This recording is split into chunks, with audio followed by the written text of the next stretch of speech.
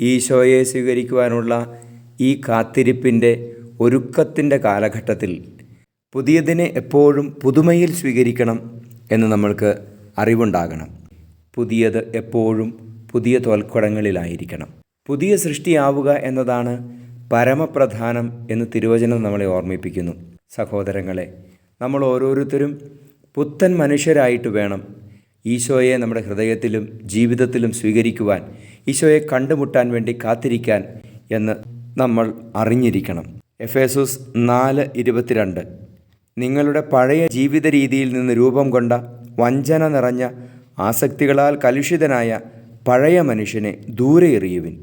നിങ്ങൾ മനസ്സിൻ്റെ ചൈതന്യത്തിൽ നവീകരിക്കപ്പെടട്ടെ. നമുക്ക് പുതിയ വ്യക്തികളാകാം. മനസ്സിനെയും ഹൃദയത്തെയും നമുക്ക് നവീകരിക്കാം. ഈശോയെ സ്വീകരിക്കാം. ഈശോ അനുഗ്രഹിക്കട്ടെ. Ave Maria.